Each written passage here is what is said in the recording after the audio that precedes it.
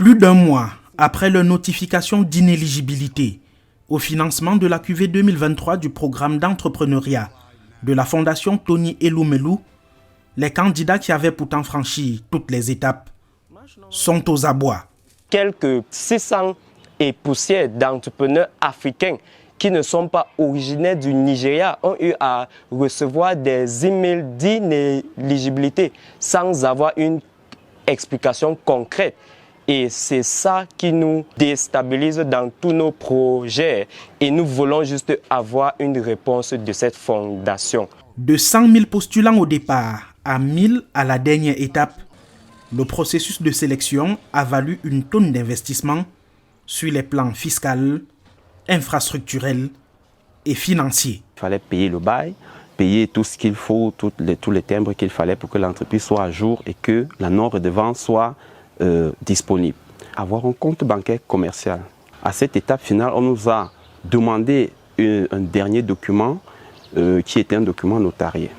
Ils nous ont fait signer ce document qui stipulait que la fondation débourse la somme de $5 000 pour nous financer et nous, en retour, nous nous engageons à exécuter le business plan que nous avons décliné.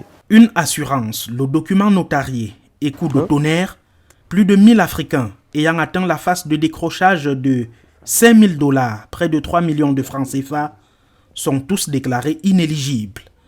Nous avons rencontré 3 candidats du Cameroun à Yaoundé. Ils sont sans voix. Ayant déjà signé ce document notarié, ayant la certitude d'être financé, je me suis trouvée dans l'obligation de m'endetter pour pouvoir trouver un local, notamment ce qui devait nous servir de façade, de visibilité et de bureau, mais également aller chercher un site approprié pour pouvoir abriter ou héberger notre entreprise. Engagé dans la transformation des déchets plastiques en pavés, Merveille a fait louer ce site à Efoulan.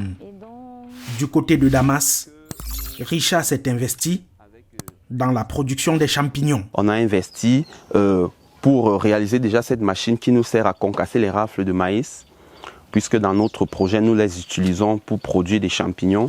On a engagé même la fabrication des semences. On a commencé à fabriquer des semences parce qu'on s'attendait à lancer de la production en grande quantité. De gros investissements en amont et pas candidat. Pour rien à la fin, l'addition est salée. Pour ce qui est de la documentation de la paperasse, nous avons dépensé environ 350 000 sur les documents que je vous ai cités précédemment. Et en ce qui concerne la location de ceci nous a coûté 120 000 francs. Et la location du bureau au rond-point Damas était à hauteur de 320 000 francs. Et donc nous allons dire que de façon globale, on a dépensé plus de 600 000 francs.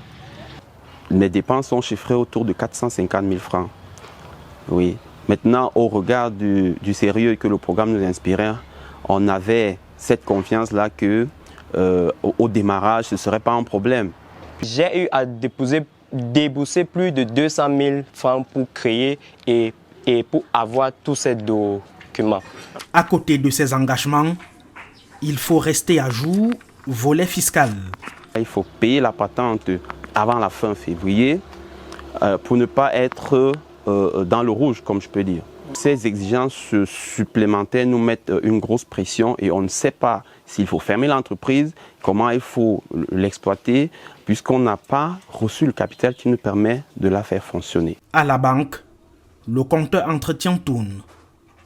Toutes les démarches entreprises par les candidats auprès de la Fondation Tony Elumelu, patron de la banque UBA, n'ont pas porté des fruits. Nous avons posé des milliers de questions à l'intérieur du groupe, demandant qu'est-ce qui s'est passé, où avons-nous failli, qu'est-ce qu'on n'a pas bien fait, mais on n'a pas eu de réponse concrète. Donc vraiment, nous sommes dépassés. Nous avons contacté la fondation basée à Lagos au Nigeria. Sans suite. Sur place, les entrepreneurs payent le prix. Merveille a trouvé un plan B d'astreinte. Malheureusement, la vente de ces œufs ne peut pas couvrir les charges ou alors même pas seulement le loyer de ce local. Richard, lui, regrette ses investissements. Dans l'attente des financements de la fondation, nous avions préparé ces bocaux en vue de multiplier la sémence pour faire vraiment des productions à grande échelle. Donc les bocaux sont à l'abandon faute de moyens pour lancer véritablement l'activité. Vous pouvez le constater. Face au silence de la fondation, tous gardent cependant espoir. Nous voulons juste avoir des réponses concrètes. Pourquoi est-ce qu'ils ont envoyé des messages d'inéligibilité à plus de 600 entrepreneurs qui ne sont pas du Nigeria et jusqu'à ce jour, aucune liste de bénéficiaires officielle de ce programme a été rendue publique par cette fondation. Nous appelons la fondation de simplement nous financer. Parce que nous avons suivi la formation avec succès, ils l'ont dit dans le document notarié. Nous avons soumis tous les documents qu'il fallait. Nous avons été vérifiés en vidéo. Nous attendons tout simplement la fondation d'être financée. Des réponses restent attendues. La fondation Tony Elumelu, pourtant réputée sérieuse dans l'accompagnement des entrepreneurs africains depuis 2015, pourrait voir son image et ses activités écornées. Certains candidats ont saisi l'Union africaine sur le dossier.